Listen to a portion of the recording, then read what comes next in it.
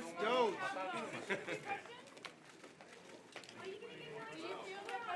Will you take a question, Mr. Musk? Welcome, everybody. What? We're all excited. I know you're all excited that Elon Musk and Vivek Ramaswamy have joined us today. This is an important day. It's the beginning of a journey. You've heard what DOGE is all about, the Department of Government Efficiency. It's a new thing, and this is a new day in Washington and a new day in America.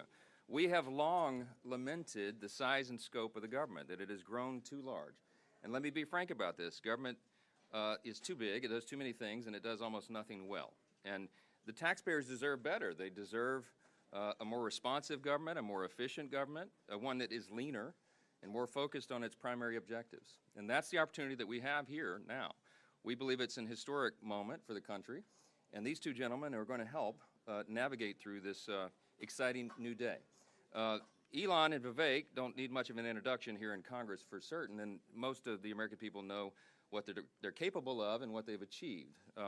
Both of these gentlemen have run very successful organizations. They're innovators, and they're forward thinkers. And so that's what we need right now. And so what you're going to have today is, first is a meeting that we'll have here with decision makers, key figures in the Republican House and Senate who are chairs of committees of jurisdiction who deal with the money and financing of government and the structure of government.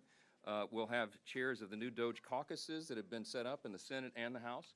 And then after that, we'll proceed to the Congressional Auditorium where all of the Senate Republicans and House Republicans have been invited, and I think many of them will gather for this discussion. So there won't be a lot of detail for the press today, and that's by design because this is a brainstorming session. It is the first, again, as I said, of a long series of meetings that will be held as we're laying the groundwork for the new year and the new Congress. And you're going to see a lot of change around here and in Washington and the way things are run.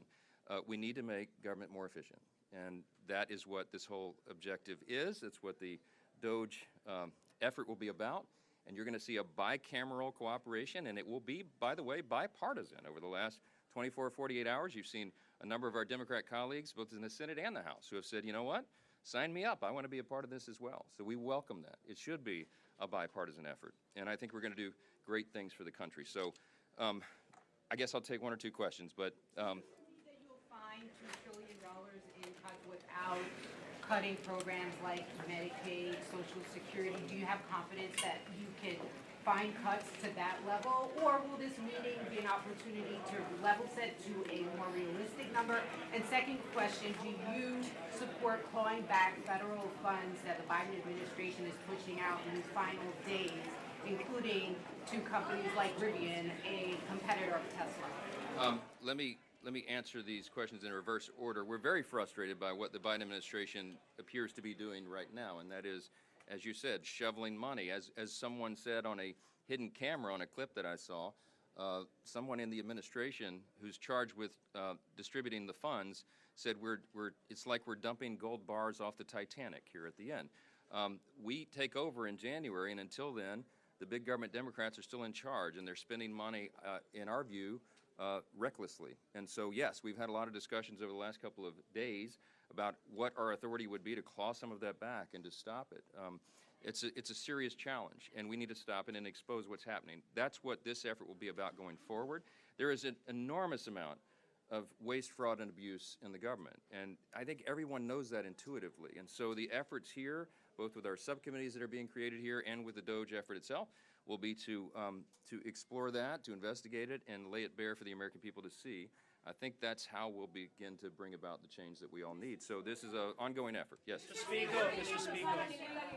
Some labor unions are already fighting back. They've already signed contracts to try and get this, that they could be able to work from home, things like that. Your reaction to that? Well, there was a report that came out today. I don't know if you all have seen it, but someone did a little survey of how many federal employees are actually working in the office. By one estimate, it may be about 1% if you don't count the security personnel that are covering these buildings.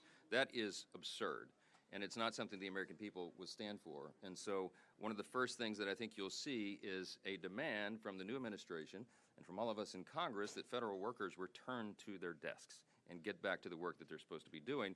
I think that is common sense. What you're going to see here, the overriding theme here, is a return to common sense and a return to accountability and efficiency in government. I think that's going to serve the people well. There'll be a lot more to tell you all in the days ahead. Thanks for being here. Thanks for being here. Conflicts of interest. Mr. Ian. Democrats in the room, Mr.